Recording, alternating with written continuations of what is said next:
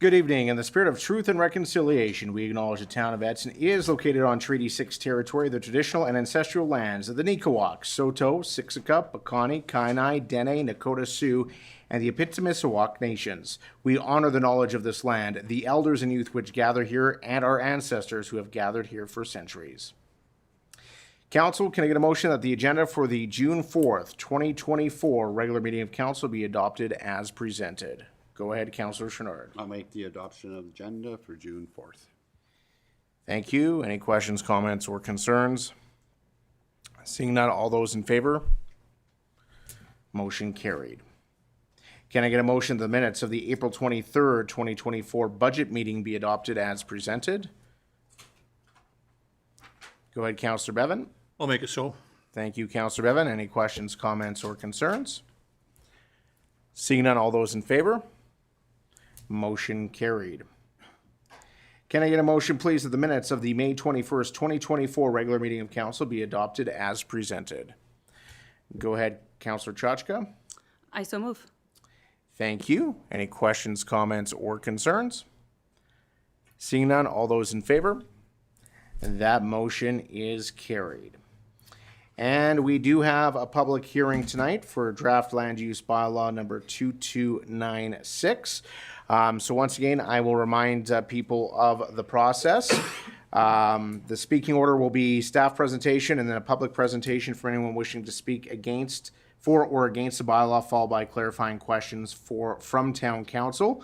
The public hearing is an opportunity for council to listen to the comments from people, not to engage into debate, and to hear from the community. We'll start with our registered speakers, and then other registered speakers will have time to speak for 5 minutes unless the chair extends the allotted time, and all comments should be directed through the chair. Once again, remember the main objective is to listen, not to debate over the merits of the proposal or points of view expressed by the speakers, and everyone will be given a reasonable opportunity to be heard. So with that, we will hand things over to Mr. Clayton Kitlitz to present on the bylaw this evening. Thank you very much, Mr. Mayor and members of council. We have our consultants from Urban Systems here again this evening who will be taking over the bulk of the presentation. Just a note, just for clarity, Sorry, Mr. Kitlitz, Ms. Veerboom. I'm sorry to interrupt, Mr. Mayor. You need to declare the public hearing officially open, please. Right. Thank you. And at this point, I officially declare the public hearing open. Thank you.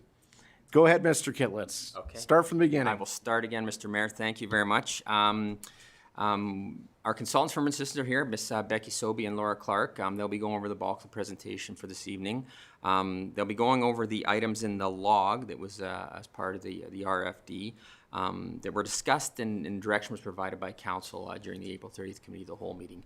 This log represents the feedback that was received at the April 8th public hearing. Any changes that were made previous to April 8th were dealt with in different logs. This doesn't reflect those changes, just the ones that were recorded at the public hearing on the 8th. Certainly, we're going to present the big ones that were recorded in the RFD, but certainly if council or the members of the public want to talk about any of the other items on that log, we're certainly happy to discuss that. But the presentation itself will just focus on the big ones. So with that, I will pass it over to Becky and Laura to carry on with the presentation. Thank you. All right, well, I appreciate the introduction. So we'll be going through this pretty quickly and we'll go over each of the larger changes as Mr. Kitlitz mentioned and provide a bit of an overview of the update and some rationale. You'll also note on each of the slide numbers on the top right, the log number will be referenced. All right. So starting with manufactured homes, manufactured homes is a discretionary use, is a discretionary use within the R2 General Residential District. This change also comes with a specific exception provisions to ensure that applications are addressed on a case-by-case basis. Initially, the plan was to permit manufactured homes only within the Glenwood neighborhood. However, community members expressed a desire to expand this option beyond Glenwood within the R2 district. So the update aims to just accommodate the existing manufactured homes in these areas and ensure that regulations reflect the current housing landscape. Next, we heard from Yellowhead County that there was a desire to revise the land use designation for a property adjacent to their boundary from BI2, Business Industrial Major, to BI1, Business Industrial Minor. This was most likely a data entry error, and administration agrees that BI1 is a more suitable land use based on the direct control approvals that were previously given for the parcel. So this change also ensures limited impacts to the neighboring properties. And as I said, it's been updated from BI1 to BI2. And this next image, it just references map sheet 37 in the package to show which parcel is being changed.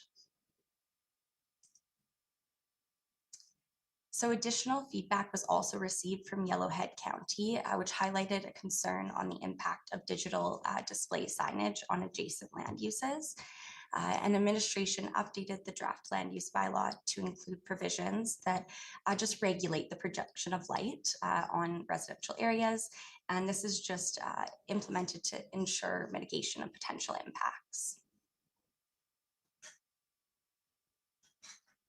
And I'll pass it over to Becky to continue on. Okay, so for security suites, I'll run through first the update, so the changes that have been made since we last met with council and the public, and then we'll give you some background information to provide some context as to what has informed this update and what this means.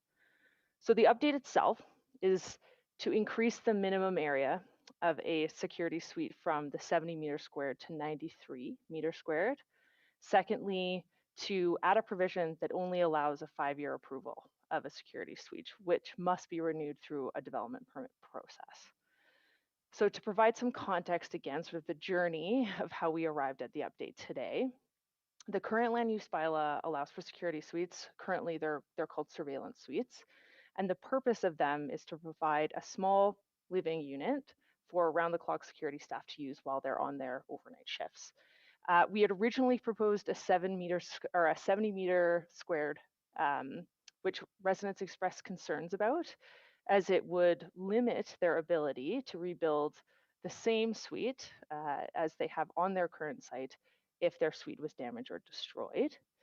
As part of administration's review through this process, there was also concern expressed around the mixture of residential and industrial operations on a property.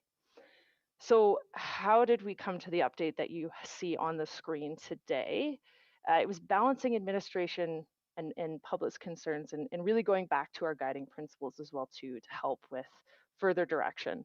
So if we think about the guiding principles that have been implemented at the beginning of this process, one being that it follows best practice.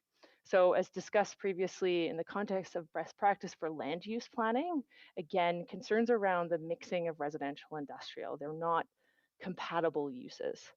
The purpose of a security suite is a place for staff to rest, and again, a smaller unit to accommodate them on their overnight or their 24/7 shift, and not to provide a permanent residence on the property. Recognizing this and acknowledging best practice, the added provision that only allows an approval for 5 years seeks to reinforce this temporary nature of a security suite, as opposed to it becoming a permanent residence on the lot. At the same time, as us considering this guiding principle of following best practice, we're also considering the guiding principle of reflecting the local context. You know, we have an understanding that this is unique to Edson, and we heard through the previous public hearing that there are a lot of concerns around this specific use. So we want to make sure that we're updating the bylaw and again, balancing both to ensure that there's an ability to accommodate the existing security suites in the area. So a lot of balancing happening here, but wanted to provide some context as to what's informing this update. So just to continue on to give some further clarifications of what these mean, So again, the increase in minimum area from the security suite to the 93 meter squares, this just allows for a security suite that would accommodate generally what's existing already, while also maintaining a size restriction that aligns with the true purpose of the use, which is sort of, again, an ancillary sleeping quarters for overnight security surveillance. Secondly, the 5-year approval, which must be renewed under a development permit process. This is to further emphasize that temporary nature, and again, addressing that best practice of ensuring that we don't end up in a situation where we have a mixture of permanent residential with industrial uses on a property. The next one we have here is screening versus landscaping. So the terminology screened under this specific provision was not really the appropriate term. And in regard to what this provision is really intending to regulate, the intent was to provide a landscaped buffer and not necessarily to screen the view of the property or the business. Therefore, we've updated the terminology for that added clarity. So it's been replaced with landscaped. The Glenwood Highway frontage lots. So following the direction of council from previous meetings, we've updated the zoning to the lots along the highway in the Glenwood area to an open direct control district. So originally the purpose was to go, or the proposal was to go to a business industrial district, since there is a mixture of commercial and light industrial uses already existing in this area. But with the recognition that there also is residential existing on the lots, it was determined that a direct control open would be the appropriate decision moving forward until further engagement with these landowners could be completed. So a couple things to note with the direct control open: it will provide greater flexibility until a more appropriate land use district can be contemplated, and of course in collaboration with those landowners. It does not add on restrictions. It actually increases the flexibility, and it allows council to review and consider the applications on a case-by-case basis based on the merits of each individual proposal. And lastly, it is a temporary solution. So administration is committed again to engaging with landowners to determine a suitable land use district moving forward. So here's just a map indicating where those are. This slide is introducing a change that was not discussed in previous meetings with council. So the property, the Ashburn property, is currently under an open direct control district. Administration had proposed a change to the business industrial light in the same sort of context or direction from the Glenwood, with this notion of a mixture of industrial light with residential. Moving forward, administration feels it's most appropriate to maintain the direct control open designation on this lot. So the landowner has been consulted as part of this process to ensure that they're informed of this change. And again, just in keeping with that flexibility for a scenario where there is a mixture of uses and not one existing land use district feels more appropriate than the other. And here we have a map. On-site hard surfacing.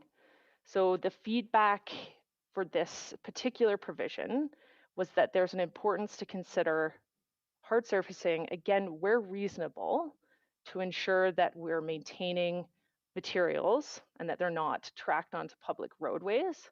However, we heard that from council and through previous discussions that in some instances, this might not be a reasonable ask and it might be overly onerous. For example, if you have or you are adjacent to a gravel road, to require a development to put in hard surfacing, again, might not be a reasonable ask. We had heard from council that the language has to be crystal clear in this regard so that it's not left for discretion and folks will know exactly what's required. So the language itself is very clear in that any new access point may be built with a surface that matches the surface of the public road that it's connecting to. So all that's saying is that, for example, if there's an existing gravel road, you can have a gravel access. For this one, again, the concern is mostly around terminology. So there were concerns that requiring a landscape architect, which is what the current or what the proposed language was, might be overly onerous and again add some unnecessary costs, depending on the scale of the development. So the language been changed to qualified professional, which is consistent with language that's already in the bylaw. And again, it just leaves some flexibility to determine what's appropriate based on the scale of the development, and some flexibility as to what we would determine as a qualified professional rather than asking for, again, something like a landscape architect. Residential side yard setbacks. So in the proposed land use bylaw, there was a change in the lot widths, but not necessarily a consideration of smaller setbacks as a result of that. So that resulted in situations where the actual building pocket was going to be too small to develop what would be standard in some of these areas in terms of building typologies. Through some further research, it was determined that a 1.5 meter side yard setback is fairly common and inconsistent with other comparable rural municipalities in terms of side setbacks. So the side yard setbacks in the residential districts has been reduced from the 2.4 to the 1.5. For the 4th Avenue residential lots, so there are 2 blocks of lots fronting 4th that have been changed from R1 to R2. So originally these were proposed as R1 as they do primarily host residential uses at the moment. Through conversations with the public and feedback and also through further analysis, we determined that R2 is likely a more appropriate land use district. It does offer a wider variety of housing types. For example, duplex and semi-detached are permitted under the R2. And we felt that this was more appropriate, especially based on its proximity to the corridor and where it is. So there's been an update to rezone to R2. And there we have a map. And that concludes our presentation. Thank you. All right, thank you for the presentation this evening. Before we get to our registered speakers, you have any questions for council on the presentation here this evening? No? Council, you're good at this point? All right, so we will welcome up our first registered speaker, Ms. Joanne Sobin, if you'd like to come up, please.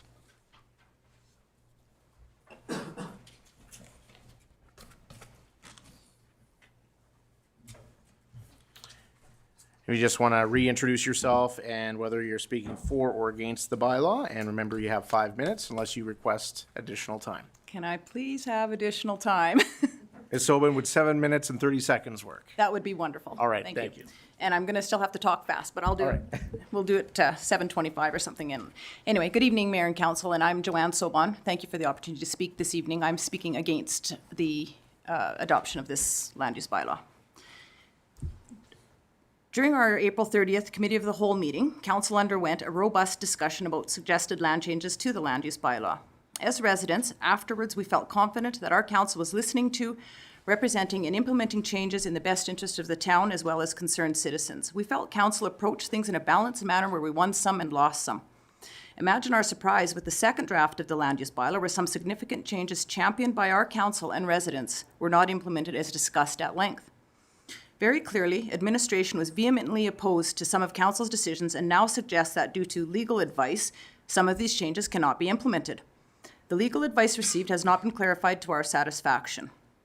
Have council members read this advice personally to ensure that they understand it and that there's not a better solution than administration's bullying tactics? Is council aware of the untruths and omissions contained in the proposed revisions log? I have forwarded some of what I have discovered in that log to Ms. Veerboom to elaborate on in conjunction with this presentation. I would like to clarify, subsequent to my previous presentation, there are 9 BI2 parcels in Edson, not including lots owned by CN and Weyerhaeuser. Only 6 are located in the area of concern south of the tracks off 54th Street, and 50% of those landowners have spoken out against the proposed bylaw changes. Ultimately, we simply would like to be able to build back with like, kind, and quality to what we currently have. As presented on April 8th, the major life-altering change, and I mean life-altering, is that surveillance suites are currently permitted as a discretionary use and have been encouraged and even suggested by the town. With this in mind by both the town and land purchasers over the years, business owners in some cases for almost 40 years have built accordingly. Why is this suddenly an issue? Many of these surveillance suites have been built to combat the excessive theft and crime problems in our specific area. Many of us have planned our long-term livelihoods based on being permitted to have a suite with no size restriction, no stipulations that it be attached or detached. Why can't this administration be bothered to properly acknowledge and give common courtesy to the landowners to find out what the protocol has been for all these years and why? In the first draft of the proposed bylaw, surveillance suite has been changed to security suite in section 8.27. In clause 3 of this section, the maximum gross floor area of a security suite shall not exceed 70 meters squared. The majority of council heartily opposed this on April 30th and directed administration to amend this section, citing in general that they do not wish to see any resident forced out of their home. Council also acknowledged that landowners have invested significant money and anything existing should be allowed, and rebuilding to what is currently in place should be permitted should a catastrophic event take place. However, no new suites should be allowed. When administration was still not able to sway council, they started talking potential legalese to further their arguments, still to no avail. Until this last-ditch effort by administration, not once has the landfill been brought up with any of us, including during the development permit application process. In fact, my partner obtained a development permit for a single-family dwelling and hobby farm on a portion of the section we are currently situated on. Why is there no reference with respect to the waivers the town obtained from adjacent landowners regarding setbacks for the approval of the landfill? Furthermore, administration referenced how challenging a change like this would be as it goes against general planning principles. What exactly are general planning principles? All municipalities, but Edson in particular, have unique business models, districts, planning areas, and even soil conditions. To place a cookie-cutter template on a life-altering bylaw because that's the way it's been being done nowadays seems narrow-minded and is significantly prohibitive for moving businesses forward in our community. The new suggested wording is not even close to what council recommended on April 30th. In this second proposed draft, section 8.273 increases the maximum gross floor area to 93 meters squared. This is approximately 1,000 square feet instead of the previous 750. Section 8.275 remains, and clause 8.276 has been added as follows. A development permit for a security suite may be approved for a period of up to 5 years. Truthfully, what legal difference does any of this suggested wording make? Further to clause 8.276, tonight's request for decision states the renewals would only apply to new security suites, but this is not actually clarified in the draft. With the short notice and shocking change of direction by this administration subsequent to the April 30th meeting, we respectfully request this matter not be rushed through. Second and third reading in one night? Let's face it, administration has no intention of listening to our concerns tonight. Albeit not surprising, this shows a considerable lack of discretion and respect for the residents of Edson. We do have some simple solutions. A, leave this district as it is until such time as landowners, administration, and council can come to a fair solution. B, add an exception clause to this land use district. Contrary to what we've been led to believe about these clauses not being recommended in the land use bylaw, we currently have at least one in the R2 district, which administration was more than happy to include. Why so contrary for our district? Simply have the affected landowner sign a liability waiver. Follow the precedent, that's number C. D, follow the precedent set in the existing proposed land use bylaws where there is a specific land use and indeed a specific bylaw for Plan 0620808, Block 4, Lot 3. This has been done for a specific parcel. Why can't it be done for us? We do have several additional questions. In a non-conforming use situation, are other buildings, separate from the non-conforming building, permitted to be constructed? What can we together do to secure our significant investments and our livelihoods? How will the proposed changes financially affect us? If some zoning change for your district was pushed through and you lost your home to a catastrophic event, leaving you minimal rebuild options, how would you feel? What are additional positive and negative impacts that will be incurred for us and for the town? The off-site levy charges in place are based on current and future land use. To what extent will the proposed land use bylaw changes affect the off-site levy charges? Will there be significant increases to project costs? Will projects be halted? Why is bylaw number 2222, updated land use bylaw in progress, currently on the table? Is it legal to have two bylaws proceeding at the same time for the same thing? It is unbelievable how administration, the majority who do not even live here, are taking us, the residents, to task in retribution for not getting their way. I beseech council to see through this ruse and continue to support your residents who work so hard to make this a great and viable community and who will remain here long after this administration has moved on to their next victims. It is clear this is a contentious issue which has not been resolved, and frankly, administration trying to ram this through tonight is insulting and proves once again what little regard they have for council's direction and for the residents of this town. We too have retained legal counsel who will be reaching out to administration for information, and I implore you to allow time for our legal experts to request, receive, and process this information. This is not a game where administration who have nothing personally invested pull the legal card to get their own way. Ultimately, given some time, our hope is to avoid litigation by trying to work together with administration and council. Furthermore, we have received verbal confirmation from 2 major industries in our area stating they have no problem cohabiting and cooperating with the landowners in the area. However, we need to obtain this in writing. We respectfully request council, prior to second reading, refer this item back to administration to clarify any questions we have. Thank you for your consideration of our concerns regarding this matter.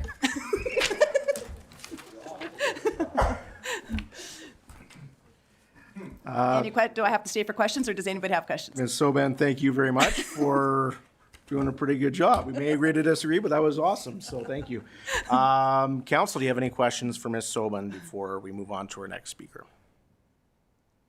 None? Thank you very much for your presentation this evening. Next up, we have Mr. Danny Martineau. If you want to come up, please.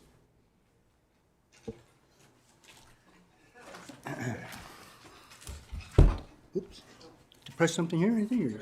It's already gone, so Okay. just introduce your name and whether you're speaking for or My name against. is Dan Martineau. I am to the council and mayor. I am also against the proposed changes and stuff like this. When we moved there many, many years ago, it was urban reserve, and we were advised by the planning and development to change to heavy industrial, so we didn't have to keep coming back and forth and reporting what we were doing, or whatever it was back then, of why we were doing what with the property. I asked what was going to be happening. He said nothing was going to change, and it would be simpler to deal with, and it would be much easier for us to live there and take care of our place. And as for the people saying, we need a surveillance suite for nighttime and whatnot, this doesn't go on just at night. There's people, if you like pictures, RCMP reports and stuff, that I've caught them myself on my properties and whatnot. I can bring them to council. I don't understand why it has to be so small to be comfortable for where we're at, especially after being here just about 40 years myself. Why so small? And the 5-year permitting thing, definitely against that, because that's going to just change as we get closer to it. They're going to just kick us out or whatever they're going to do. I just don't understand why it can't be left the way it is. It's just my opinion. That's it. All right. Thank Thank you. you, Mr. Martineau. Just hang on one sec. We'll see if council, do you have any No. questions for Mr. Martineau?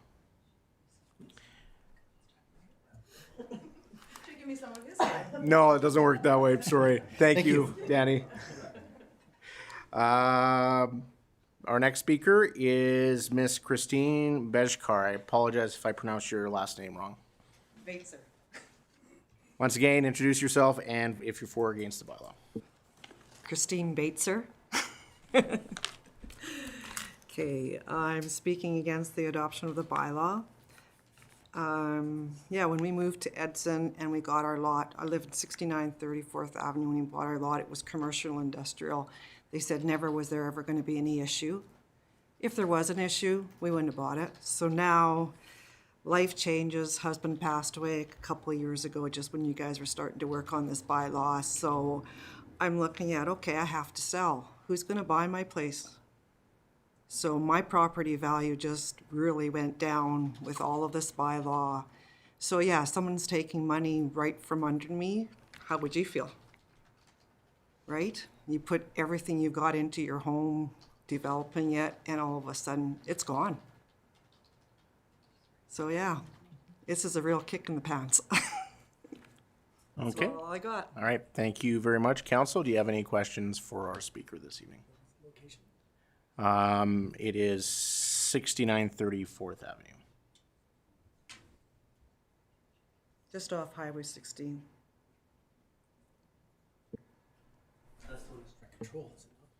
That would be becoming direct control, which I believe, well, we can ask that question afterwards.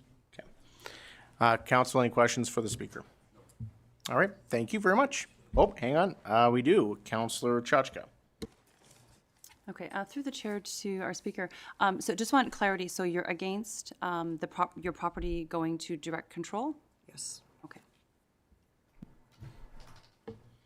Okay, thank you. Anybody else? Any questions?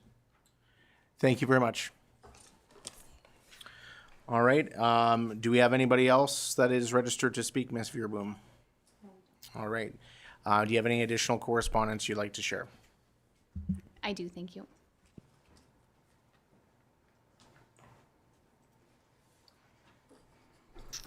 Good evening through to the mayor and the rest of council. We have one written submission tonight from Miss Joanne Sobin.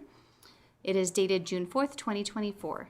This is an additional submission to that presented earlier by Joanne Sobin. Further information pursuant to paragraph 1 of the above noted presentation, some of the untruths and omissions I found are: in the revisions log included in the agenda package for tonight's meeting, it states that with regards to security suites, the council direction was administration to explore adding an exception clause in the BI1 to allow landowners with existing security suites on their industrial property to rebuild if their structure is destroyed, and to run this by town's legal team. This is an absolutely false statement. At no time during the public hearing or the committee of the whole meeting reference did any member of council suggest running this by the legal team. What is administration trying to prove? Some of these changes may seem minor, but are they? Why would any of these changes be made without logging them? For clarification, the actual district was brought forward. The actual district we brought forward is BI2, not BI1. Page 112, section 11.5, manufactured home residential district. The interior side yard setback minimum is changed to 1.5 meters, and in the first copy was 3.0 meters. No log for this change. Page 119, section 11.7, high density residential district. The exterior side yard setback minimum is changed to 1.5 meters, and in the first copy was 3.0 meters. No log for this change. Page 124, section 11.9, neighborhood commercial district. The lot area is changed to a maximum of 1.0 hectares, and in the first copy was minimum of 450 meters squared, and maximum of 5,000 meters squared, which is 0.5 hectares. No log change for this change. And that is the full written submission. All right, thank you, Ms. Veerboom. Before we close the public hearing, administration, is there anything that you'd like to address from the public hearing?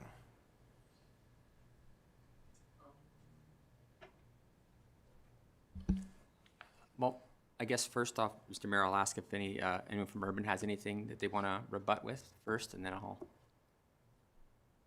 Becky or Laura. Yeah, maybe just a point of clarification around some of the changes. So I think as per the presentation around the side yard setbacks in particular, just one clarification around that to help with some of that context. There was a change to update all residential side setbacks. So we didn't necessarily go through and identify every single change or every single clause. It was more sort of a decision that the side yard setback across the board had to be reconsidered. Okay, thank you. Some of the other, so this is new information, Mr. Mayor, that we just got right now, so we need some time to look at it. If we did make changes without being transparent about it, we'll certainly acknowledge that, but I guess I can't say right now. I think the one on page 124, respecting the neighborhood commercial district, I think that was recorded in the public hearing log, but I'm not 100% sure right now, so we'd have to look into that. Certainly, if council would like us to do that, we will do that, but certainly there was no intention to change things without being transparent about it. We spent a lot of time trying to create the logs to reflect that. So if we missed one, certainly we apologize for that, but that wasn't intentional. I think that's all for right now, Mr. Mayor. All right, thank you. Before we close the public hearing, council, do you have any further questions for the applicant? No. Seeing none, with that, I think we're good to close the public hearing, Ms. Veerboom. Thank you. Thanks, everyone. And so we have no delegations. We will move on. That motion gives second reading to bylaw number 2296. somebody would like to make that motion. Go ahead, Councillor Chachka. I so move. Thank you. And Mr. Kitlitz. Nothing further to add, Mr. Mayor. We presented at the public hearing, so we have nothing further to add other than that, unless there's any questions from council. All right, thank you, council. We just had our second public hearing on this, as well as our first one earlier. So council, do you have any questions for administration? Go ahead, Councillor Chenard. Just through the mayor to Mr. Kitlitz, where we had a couple of the slight changes, if we pass it tonight, we can alter them. You said that one, that could be a technical thing. The one change you mentioned that we weren't brought to our attention, that can be addressed at a later date. Well, through you, Mr. Mayor, I think, we haven't had a chance to absorb these and go back and check our records to see where we would have recorded these or not. So I don't know for sure, but I think the last one might have been, I would hope that we recorded these at some point throughout the process. We've had a lot of logs and we've done a lot of changes. So hopefully at some point we've recorded them somewhere. So that's what I was trying to get at, is that I don't know right off the top of my head right now. I'd have to go back and look. All right, thank you. Councillor Chachka. Okay, thanks through the chair to council and admin. So following the last committee meeting on our land use bylaw, I've had some additional time to reflect on the complexity of all the components that were discussed. We had a lot of back and forth discussion and jumped around. And you know, I was certainly absorbing some of that information. When I look at this land use bylaw as a whole, its purpose is to align with our overarching intermunicipal development plan, or IDP, that's approved with our partners at the county, and provide land zoning that that combines compatible land uses and separates non-compatible uses, as discussed. And since we started updating this over 2 years ago, council wanted to create something that was easier to navigate, easier for development to proceed, and make it more business friendly. And I do have 4 concerns that I would, that I've kind of been able to kind of compartmentalize since our committee of the whole meeting, due to complexity of it. And so they're health and safety, crime and security, business development in our community, and then concerns that we've had from the public hearing. So the first one, the health and safety of our residents and liability to our town of Edson taxpayers. So the Alberta regulatory requirements regarding the landfill setbacks, as stated in our intermunicipal development plan that was passed in 2017, is that 450-meter residential water well setback from a working landfill area. I don't know when that was implemented, but it was in the IDP. Using this water well in the perimeter is a potential health risk to anyone residing on that property, and that information was brought to us at the last committee meeting. And if a resident is permitted to be living in a security suite or other designated methods, and they develop a health issue related to living near a landfill, the town of Edson residents, businesses, and all of our future taxpayers will be liable to cover any health or legal costs associated with the litigation impacts that may come forward. And that reminds me of the Aaron Brockovich story. And as a councillor representing the best interests of the entire town, I cannot support something that has a high potential to cause harm and liability to residents in our community. I can't support the land use bylaw that clearly and purposefully allows someone to reside in some fashion in those boundaries. I care about your health. I really do. We cannot only enforce land use, not people use. So this could allow families with children to reside in, you know, these small apartment-style spaces and use the existing water wells, which could potentially wind up being harmful to human health. We don't know when that would happen. It would be prudent to not only consider who is residing in these existing spaces, we need to consider who may choose to live there over the next 5, 10, or 20 years. And as the bylaw is currently proposed, the property owners could sell 1 item per year and keep their business open and stay in their homes for as long as they choose and continue drinking water from the previously drilled well. In Council's strategic plan, which we recently reviewed, the first words of our vision is Edson is safe, followed by our values, and the first one being adaptability, and that we adapt to new challenges as they arise with a view to the interests of the entire community.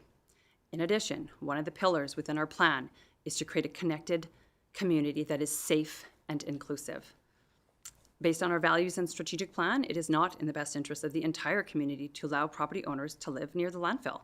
We need to adapt and change any kind of housing arrangement or potable water well usage in that area. And I want to acknowledge that there's currently 2 properties within the landfill boundaries that would be affected by this within the town of Edson, and they've been there for 20 to 40 years. And I feel absolutely empathetic and sorry for you. And I realize this is an enormous challenge, but from my perspective, we need to get you out of harm's way. I'm fully invested in our community vision, our values, our pillars in our strategic plan, and that's why, as a councillor, I cannot support residents, families, or potential young children living in an industrial area. So that's my first component. All right. Give an opportunity for someone else. All right, thank you. Councillor Taylor. Yeah, through the mayor to council and administration. Just speaking not about Councillor Chachka's concerns there, just talking about a few other things. Thank you for changing the landscaping. I thought that was great. Thank you. You took that from committee of the whole.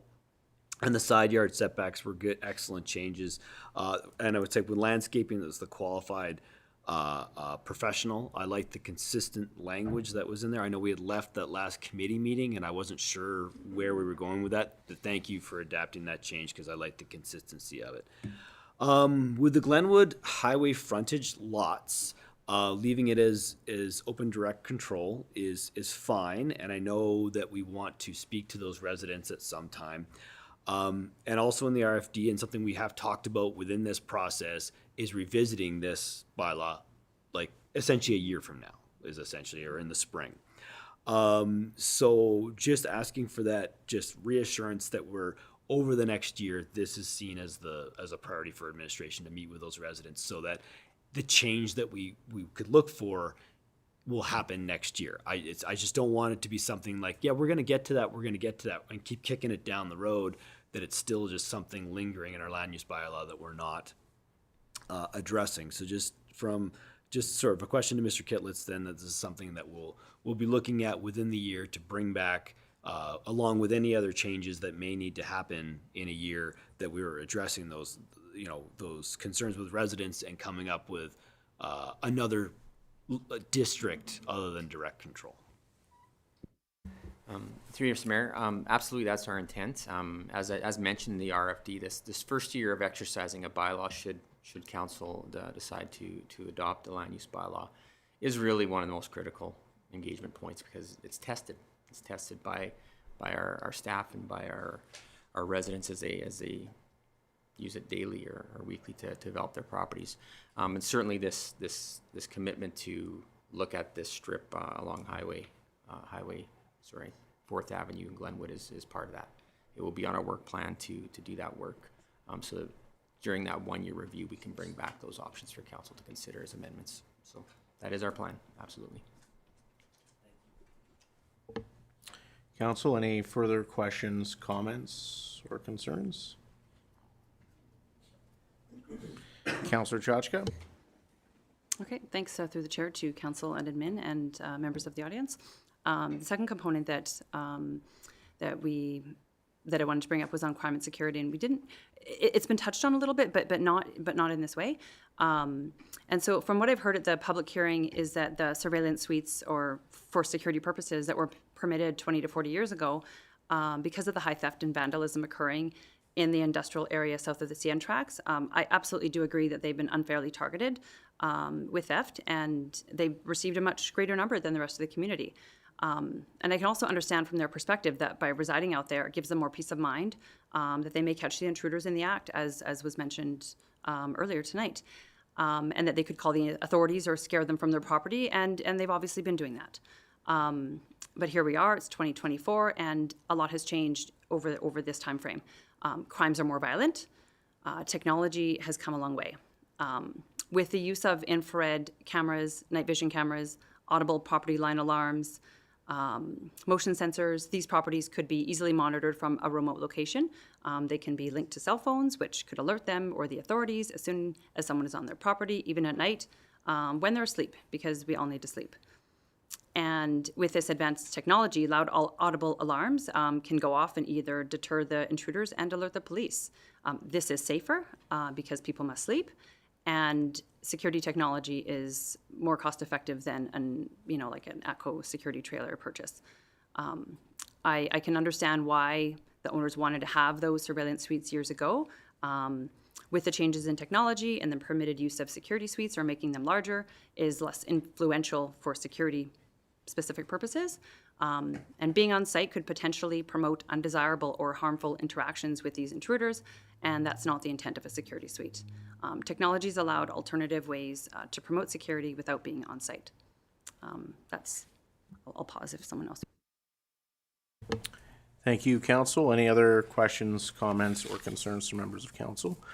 I will take a moment to ask a question through to administration. So obviously, security suites are an issue that we have talked about, quite a bit throughout this process. I stand by my statements before that, we've allowed this in our community, rightly or wrongly, and we have tried to find a way forward here that meets legal requirements. As a member of council, we are not allowed to willingly or knowingly break provincial laws, otherwise we are personally liable for anything that occurs. So a lot of times, we have to heed to the legal advice that is provided to us. My question through to administration is that as it stands right now, if there is no changes to the properties in question, they do not require a development permit. It's only when they are looking to change their property and they apply for a development permit, or is it specifically to the security suite option if they are changing their security suites? If you can clarify that for me, administration. Yeah, thank you, Mr. Mayor. So if I'm understanding the question properly, it's just I have a property, I have a security suite on it, but I also have other uses that have been approved under a permit. If I expand my commercial use, does that trigger the security suite stuff? The answer is no. So basically, there's an approval. If you have an approval for a security suite that has conditions, that exists, and we can't go back and change that approval. So that exists in perpetuity until they apply, a landowner applies to change that particular use. And at that point, the new land use bylaw regulations are triggered. So they'd be separate. Okay, thank you for that clarification. Councillor Pasichny. Yeah, further to what the mayor said. So if they have an existing use, ABC business, and ABC business wants to add an additional shop, that wouldn't be part of the current legal non-conforming. Would they be allowed to order a shop, or would that force the existing properties to become conforming?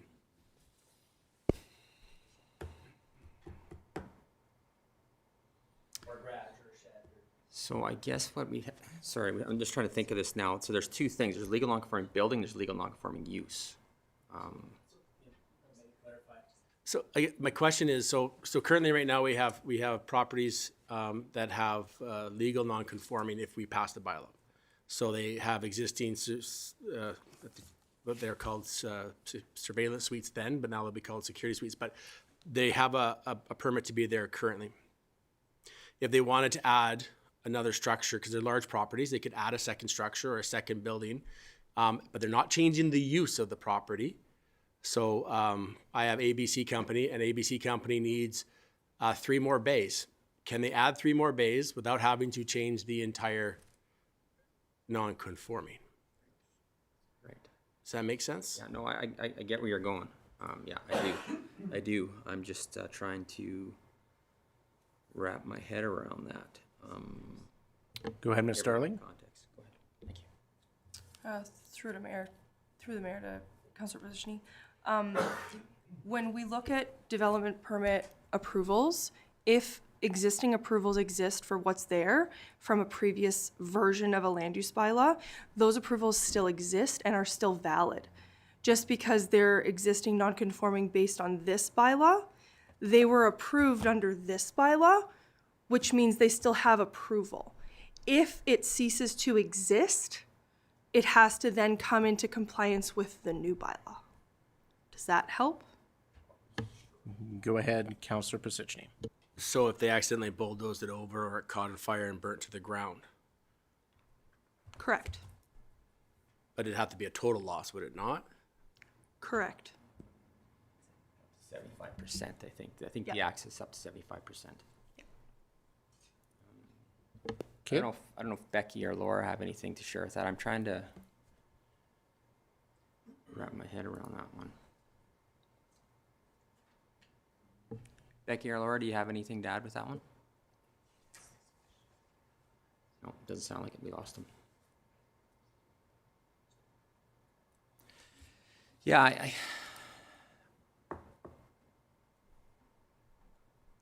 I'm struggling with the answer. I want to make sure I give the right answer to it because I don't want to give a misinformation on it. Julie's right. If you have a development permit, it exists as a legal non-conforming use. But I think the question is the suite is maybe not conforming, but their ABC use is conforming. So you can expand that ABC use. It doesn't impact the suite, which is a separate approval, right? Because a suite is a separate approval, right? Yeah. Unless it all exists on the same. Unless it was all applied for at once. And in that case, it depends on how it was initially applied for. So if you applied for ABC use with the suite inside of it, all as one development permit and one development approval, it may come into place. So I think it's not a black and white. I think if you have a compliant use and a conforming and a non-conforming use, the conforming use continue to grow and expand as it needs to. The non-conforming one would have to remain as is, right? Yeah, that's how it would go. You can add to a non-conforming Yeah. use. All right. Thank you for that. Does that get there? Yeah. Thank you, Councillor Chenard. Through the mayor to Mr. Kitlitz or Ms. Darling, along the same, so I'm getting there, you have one business set up, you have a large property, so you complied. What if you were adding in another business? So you got a large property, you say, okay, I'm doing one purpose, I'm gonna add a storage company in. So would that affect the development? Because I get what Councillor Christian is saying, the main building, but it won't restrict you from building other buildings or adding an additional business without triggering a development permit. No. Through you, Mr. Mayor. So now that I'm absorbing this, so remember that a second security suite is a subordinate use. The primary use is what's on the property, right? So if the primary use has been approved, it's a permitted or discretionary use with a development permit. It exists, it's legal, it can be expanded upon, grow, shrink. If you want to apply for another use on that property, then there's room to do it, and it complies with the bylaw, it's fine to go. Remember that the security suite is subordinate to that primary use. So it wouldn't come into play. Only if you change that security suite would it come into play. All right. Thank you for that clarification. Council, any further questions? Councillor Chachka. Thanks. Through the mayor to council and administration and members of the gallery. So the third component is one that we haven't actually really touched on a whole lot, and that's business development in Edson. So since our committee of the whole, as discussed in our economic development plan, a proposed economic development plan, the first one that we've had for Edson, council mentioned that we would like to see more offshoot developments of the oil and gas industry that provide good high-paying jobs, and I absolutely agree with this.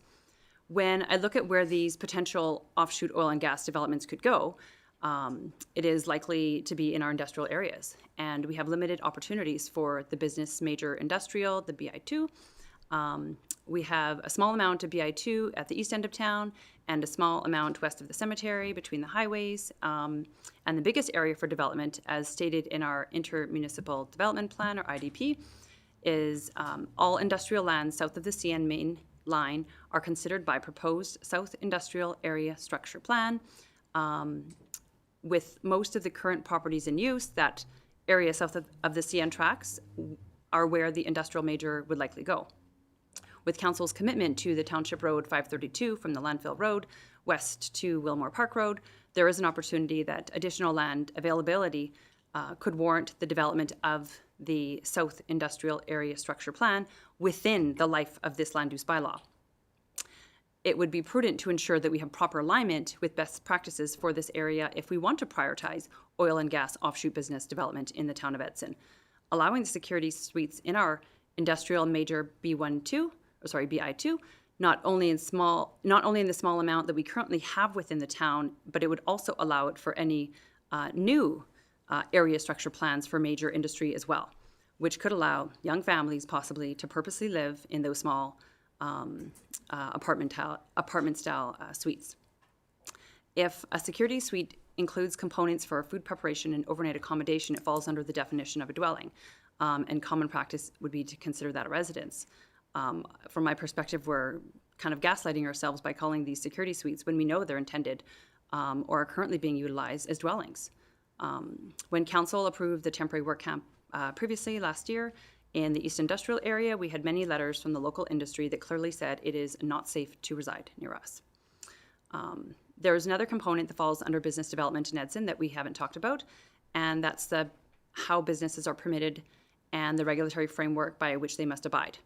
As we saw with our most recent development, council had early concerns about safety and access and egress, as did the public, and those were dealt with through the development permit process. An additional regulatory framework that oil and gas industry, businesses would have to go through is consultation with local property owners required by AER. That's separate from us. And to my knowledge, the only Town of Edson property owners that had large concerns were those permanently living in the industrial area in some kind of a surveillance suite. And that relationship right here is why we have a land use planning, because they're not compatible uses. If I lived out there, I would be upset with certain industries moving in too. Absolutely. And that's why we put great effort to avoid industry and residents as neighbors. They both are at the extreme ends of their intended uses. And if we're serious about having more potential offshoot oil and gas industries to develop in Edson, then we need to consider how many roadblocks they also must face to do business in our community. In our strategic plan, we have a pillar of fostering a robust and adaptable economy.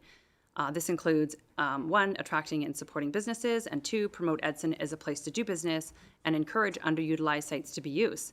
This, in my mind, also refers to the future ones we're trying to attract, which could include the proposed South Industrial Area Structure Plan within the life of this bylaw. And how many industrial businesses want to invest a large amount of money next to a resident?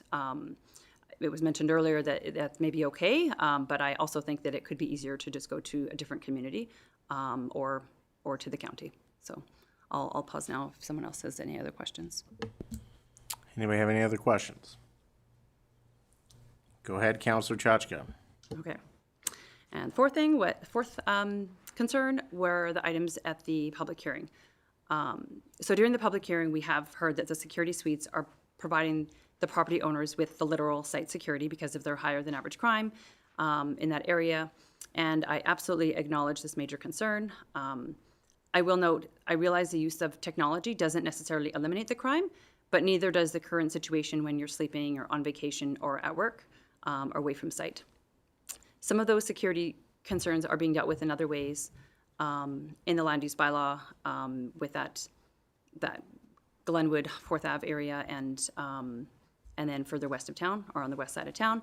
So what's remaining are the 3 property owners, 2 of them which reside within that 450-meter landfill setback as determined by the province, and that potentially leaves 1 property owner within the industrial district that's outside of that landfill boundary. Another item that was brought to our attention was giving the property owners the opportunity to rebuild if it burnt down. It's my understanding with a brief discussion with an insurance agent that this would not they would not necessarily be provided with the full replacement value, or that was very unlikely. But my point is, if anything burns down, it's best practice to conform to the zoning of the property if we want to move our community forward with this land use bylaw. And we could just let it go to the Subdivision and Development Appeal Board, but we were elected as councillors to have a vision for the entire community and make tough decisions at this table, not pass it on to someone else. The property owners during the hearing mentioned that they built their livelihoods around residing in an industrial district. And I realize that there may be a cost savings to them for desiring that, but it doesn't make it the right thing to do or a valid reason to keep permitting it going forward. Residential and industrial zonings don't mix very well, and at minimum, it's unsafe. And I'll pause here. Councillor Pasichny. Yeah, through the chair to Councillor Chachka. If I understand correctly, you're speaking against giving second reading to the entire land use bylaw because you want to remove surveillance suites. And maybe clarify that. I'm not really sure where you're going in your speeches because you said you're speaking against it, but then some part of your speech you're for things and against things. So maybe I need some clarity if you're speaking against the entire land use bylaw as it sits, and or if you're really focusing on trying to remove surveillance suites that currently exist. Because the motion to table is for the entire land use bylaw, which is our second reading. So I just need some clarity on where you're going with this. Thank you. Go ahead, Councillor Chachka. Through the chair to Councillor Positiony, council admin, and those in the gallery. Yes, thank you. Absolutely, I can see where you're looking for some clarity.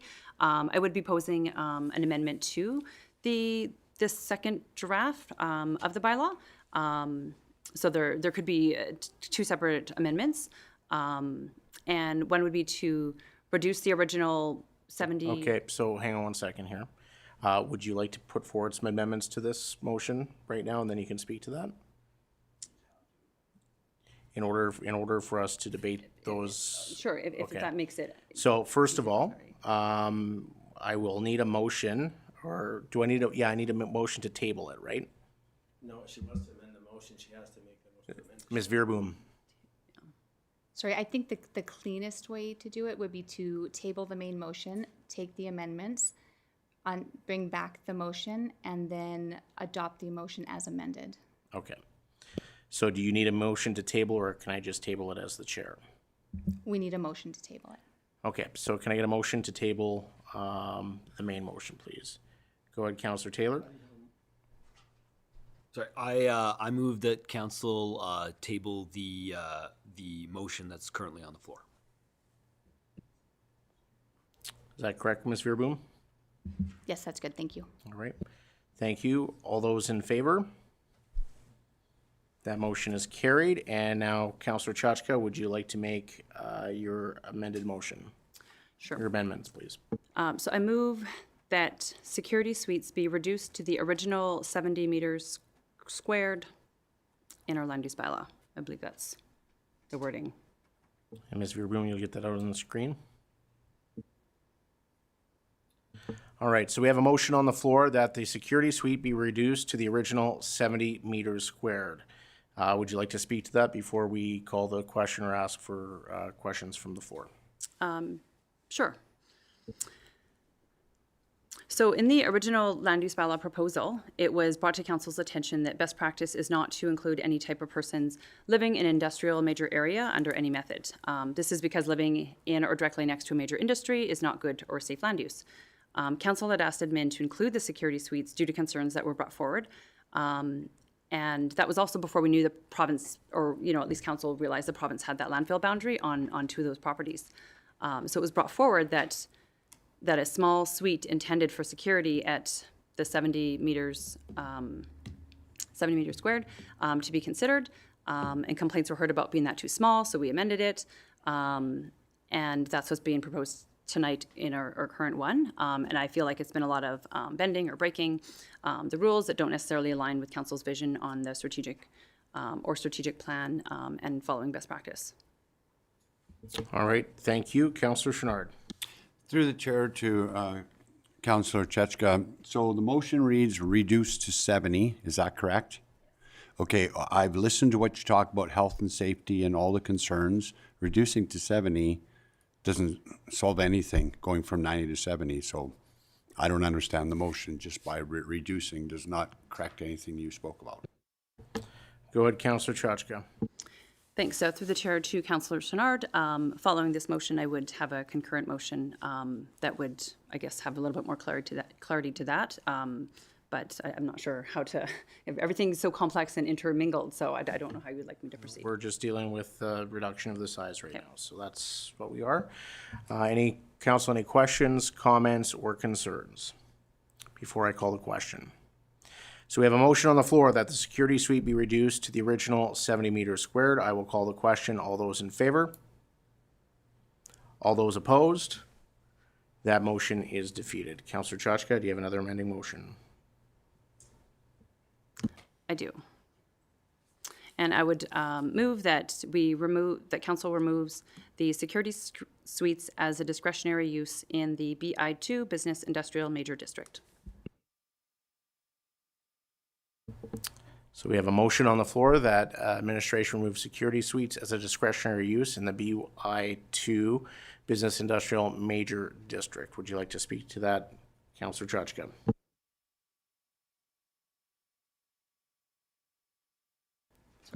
Go ahead. Okay. For the past 2 years, Council has promoted this land use bylaw as being business friendly and following best practices. It has been updated and it's more user friendly, but it's not necessarily best practice. From my perspective, not following the laws set out by the province regarding the landfill setbacks and creating an enormous liability, along with purposefully allowing people to essentially reside in our industrial area, is far from best practice. In addition, despite our desire to get more offshoot oil and gas businesses in Edson, due to the consultation process of the AER, they will likely get negative feedback by the property owners that are residing in an industrial area or in a future proposed area structure plan that is south of the CN tracks. And it would be hard to do industrial business in Edson with those additional roadblocks. And in my opinion, that's poor land use planning.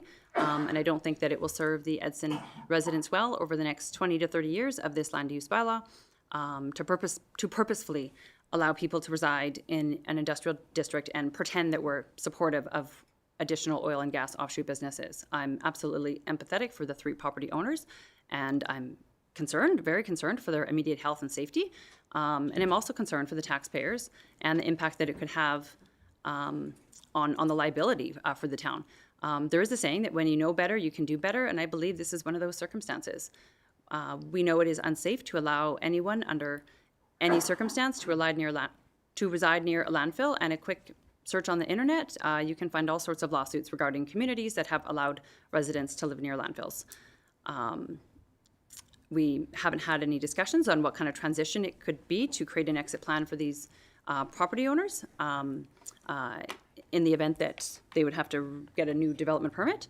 But I'm certainly supportive of assisting them in kind and working with our admin to do that in a manner that is meaningful for them as well. And if they don't have to relocate immediately, I think that there's benefits that we're not kicking them off their properties tomorrow or something like that if the way I understand what Mr. Kitlett said, that they can continue living there until there's a change in that development permit process. So that's why I would propose this motion. All right, thank you, Councillor Chachka. Any questions, comments, or concerns? I'll just go ahead, Councillor Taylor. Okay, I was excited. Okay, through the mayor to primarily Councillor Chachka and the rest of council, the gallery. Well, thank you, Councillor Chachka, for bringing this forward so we can have this discussion. I am going to vote against your motion. I understand.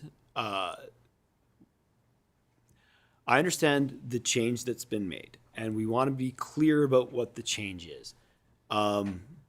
But also clear about what the use will be in the industrial area. And again, these are not homes. Other people may call them other things. I get that. This council, this administration has to refer to them as security suites. That's what they are. That's going to be the purpose. As people do what they wish with it, obviously I try to obviously discourage that, but this is in my mind, as for what came up at the public hearing and some of the concerns addressed tonight, this is the best scenario that can be created. And tied into the motion that's on the floor, the comment was regarding earlier in the public hearing as to, why did administration go to legal counsel, even though maybe council did not request it, as it were. It's because administration has to look out for the municipality's interests. And sometimes when you're looking at very tricky and very complex things, you want to go to a legal team to discuss those options, right? And that legal team is going to, who deal with land development, who deal with land use bylaws. That's our legal team, like probably 90% of what they do is this kind of work, came up with this solution as the best option for this. To have the permitting stage, which we can use perhaps as a check-in, as that sort of thing. I will not call them homes. They are security suites, period. As soon as, and you spoke about this, Councillor Chachka, as soon as you call them homes, then yes, we acknowledge that there's that potential risk. I will not acknowledge that risk. I will say they're security suites. That's what the use is in the land use bylaw. And Again, the legal counsel we received is looking out for our best interest, the greater municipality's best interest in ensuring that we don't incur that dangerous, that liability, that Aaron Brockovich situation that you speak about. In a perfect world, 40 years ago, this would never have happened.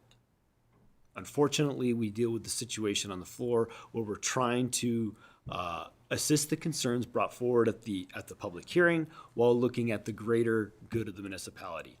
I believe as what administration is proposing within the second reading and allowing the security suites with the caveats of having development permits and those types of things, I believe is the appropriate path at this point. So those are my comments. All right, thank you. Council, any further comments, questions, or concerns before I call the question? Seeing none, the motion on the floor that administration remove security suites as a discretionary use in the BI2 Business Industrial Major District, I will call the question. All those in favor? All those opposed? That motion is defeated. Do we have any further amending motions before I call the question to bring back the main motion? All right, so now I will ask that somebody make a motion to take from the table the main motion that council gives second reading of the land use bylaw number 2296. Go ahead, Councillor Chenard. I'll make the motion. All right, thank you, and we are back to our main motion. Councillor Chachka. Through the mayor to administration, I would just ask for a recorded vote for the minutes, please. Thank you.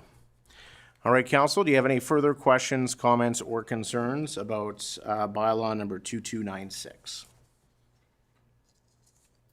Go ahead, Councillor Taylor. Through the mayor, I really quickly would like to acknowledge the work of administration and urban systems. I know, Mr. Mayor, if you were going to speak to that, but this has been a lot of work and over on second reading. But this has been over 2 years of work, and a lot of people in this room have worked tirelessly on this, including our ladies from Urban Systems, and I want to acknowledge that work. I'm looking forward to sort of, if council's decision is to pass this tonight, that we use this as a tool to show that Edson's open for business, to make it easier for land developers, for businesses to come to our community, and I believe this document does this. It reads infinitely better than our current land use bylaw. There's no question on that. And I'm looking forward to, Mr. Kitlitz alluded to this earlier, testing the waters over the next year, and then bringing back any concerns that sort of arise, because that's going to happen. But we need to do that on a continuous basis. So I do want to thank them for their work as I support the motion to pass second reading. Thank you. Go ahead, Councillor Pisichny. Yeah, through the mayor to council, and just remember, it is a bylaw, and it can be changed and modified in the future. And nothing's written in stone. So it's one of those things. A lot of work. There's more than the discussions brought up tonight were on our security suites in one very small portion of the community, but this bylaw addresses the entire community,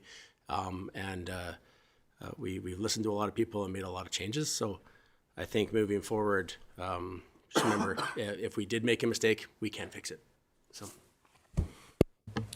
Thank you. Any further comments, questions, or concerns? Yes, this has been over 2 years in the making. Council has had the desire to revise or replace our land use bylaw for well over 5 years. It took a long time to get to where we are today. We've had a lot of engagement, a lot of feedback. I do appreciate the community's involvement in this. We have made significant amount of amendments and changes through this as we've gone through the process. We will be doing a review in a year because this is very complex. There's lots of details involved in this bylaw. My desire is that we continue to work to fine tune it, but at the same time, there has been a lot of people waiting for us to make a decision on this so they can move forward with whatever plans they have. In fact, 2 years ago when we started this process, I talked to a developer and says, well, we're just going to wait until you guys do this process. So I'm going to be voting in support of this tonight. I think that we've tried to address the majority of the concerns in a way that protects the municipality as a whole, as well as trying to give flexibility to our residents. And like has been mentioned here, we will continue to review and look at ways on how to further enhance and make changes as required in the next year. And I do want to also acknowledge the work that has gone into this program. So with that, I will call the question. We have a request for a recorded vote on the floor. If there are no further comments, questions, or concerns, all those in favor? All those opposed? That motion is carried with Councillor Chachka opposed. Can I get a motion, please, that council give third reading to bylaw number 2296? Go ahead, Councillor Moore. I so move. Thank you, Councillor Moore. Any questions, comments, or concerns? Seeing none, I will call the question. All those in favor? All those opposed? That motion is carried with Councillor Chachka opposed. All right, thank you, everyone. Can I get a motion, please, that council appoint Rhonda Morgan from Jasper as the designated clerk for the West Yellowhead Regional Assessment Review Board for a one-year term starting June 15th, 2024. Go ahead, Councillor Taylor. I so move. Thank you, Councillor Taylor. And Mr. Travish, do you want to speak to this evening? Thank you, Mr. Mayor, and good evening, Council. I would just add that this is a continuation of a process every year where our notice of assessments and tax notices were mailed on May 15th, setting the notice of assessment date as May 23rd. So 60 days from that sends the complaint date deadline to July 22nd. So having these individuals in place to do their work, should there be any complaints come forward, as part of our ongoing annual process. And we put that forward to you tonight to appoint these two officials to do their work on that regard. Thank you. Thank you. Council, any questions, comments, or concerns? Seeing none, I will call the question. All those in favor? That motion is carried unanimously. Can I get a motion that council appoint Lee Beamish from Hinton as the designated chair of the West Yellowhead Regional Assessment Review Board for a one-year term starting June 15th, 2024, with designated chair's remuneration expenses to follow the Town of Hinton Council remuneration policy? Go ahead, Councillor Pasichny. Yeah, so move. Thank you. Any questions, comments, or concerns? Do you have anything you need to add? No. All right. Thank you. I will call the question. All those in favor? That motion is carried unanimously. We have no information items, no sundry items, council committee reports, and we are going back to May 22nd. And I'll just remind Councillor Pasichny, Councillor Chenard, not to touch your microphone. Okay. Councillor Bevan. Just one, October 28th Committee of the Whole meeting, and that's it. Thank you, Councillor Bevan. Councillor Moore.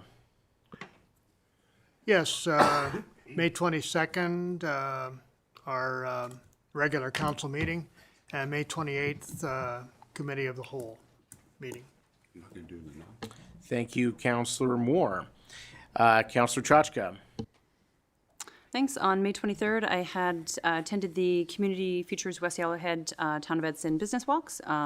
We went up around Main Street, and there is also a QR code for a survey that I think the Town of Edson has shared, that any other businesses that weren't consulted can, and we certainly encourage them to go on and answer those three questions. One of them has to do with downtown, and during the walks, there was some absolutely, I'll say, consistent feedback, and some things that, the town, that we can do, some, easy picking on some things that the business owners there would like to see, and then great things that will come back for council's opportunity to hear what those are over the summer, after the summer, after they gather and compile all that information. But it was definitely probably one of the best business walks from a councilor perspective to attend. And then also on May 28th, the Committee of the Whole meeting. Thank you, Councillor Chachka. Councillor Chenard. Okay, I didn't touch the mic. Okay, as my evergreen Board on March 23rd attended Parkland Lodge Evening Entertainment. 2 I can't report on, I attended. May 27th, we had a special Trans-Canada Highway meeting in Edmonton. May 28th, again, Parkland Lodge to bring birthday greetings. Councillor Pasicny was there but wouldn't sing with me. March 28th, Committee of the Whole. That one I can't report on. This one, May 29th, it's not our board, but on behalf of the town of Edson, the AGM for the West Central Air Shed. I attended that meeting. On May 31st, Trans-Canada Highway Association was our AGM. Can't report on that one, but this one again, Parkland Lodge, as well as the Evergreens Board. I volunteered to help serve the seniors a barbecue lunch. And that's it for my report. Thank you, Councillor Chenard. Councillor Pasicny. 20th Cal meeting, the Committee of the Whole, and on the 3rd Youth Council. All right, thank you. Councillor Taylor. On the 28th, I attended the Committee of the Whole meeting. Yesterday, June 3rd, I attended our Youth Council meeting where our Youth Council sort of had taken the last few months to review a code of conduct for some of our facilities, especially pertaining to youth. And especially pertaining to the leisure center. So they completed that, and a lot of work went into that, a lot of consulting with other youth and staff at the leisure center. And now they'll present that to the recreation manager at the leisure center for her input and possible implementation if she sees fit, as it's an operational decision. And then of course last night we also had, it was our last youth council meeting of the year. We wrapped up and congratulated all of our youth council members for the work that they do, and of course our graduating, that we have 2 graduating this year that are leaving us. So we just put a shout out to youth in the community, and make sure you apply for youth council, because we're certainly going to have some spots opening up. And finally, I want to thank members of council administration for dressing in your Oiler jerseys tonight. You guys look fantastic. It matches your hair. It's great. Of course, we're very excited that the Oilers are in the Stanley Cup Finals, and we'd like to see Mayor Zahara and I had a little convoy of people celebrating the Oilers' victory the other night through our town, and we saw so many people cheering them on. We've seen watch parties in the communities. So I'd like to put forward a motion that Council declare Edson as an official supporter of the Edmonton Oilers and encourage all residents and businesses to show their support during the Cup run, including wearing Oilers apparel on game days. All right, so Ms. Verbu now needs to type that out. So if you want to... Should have sent this to you. Here we go. Ready? Just give her a second. Okay. Councillor Taylor.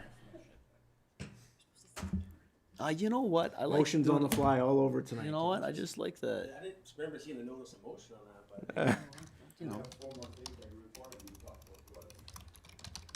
but. Okay, sorry. Councillor Taylor, please. The council declare Edson as an official.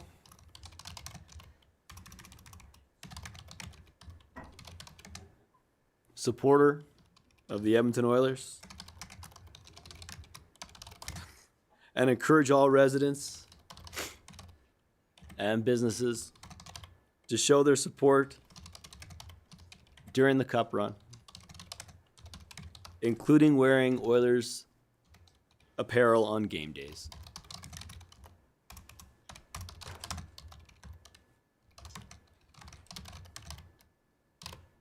My apologies for not getting this to you sooner. I had another meeting prior to this.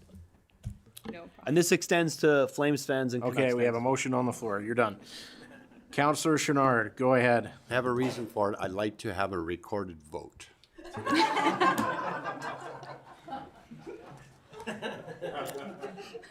What am I going to do here? As a Flames fan, what am I going to do here? I watched the news. I seen them changing. That's why I wanted a recorded vote. All right, well, thank you, Councillor Taylor, for putting this motion on the floor. We deal with lots of serious stuff, but this is something that we can celebrate. Even if you're not an Oilers fan, Alberta, I think everybody wants the Cup back in Alberta, so it is with some hesitation that I will be supporting your motion here this evening. Council, any questions, comments, or concerns? Seeing none, and we do have a request for a recorded vote. All those in favor? The motion is carried unanimously. All right. Thank you, and I'm going to turn off your mic, Ms. Veerboom. And, okay, I guess I have to give my committee report now. On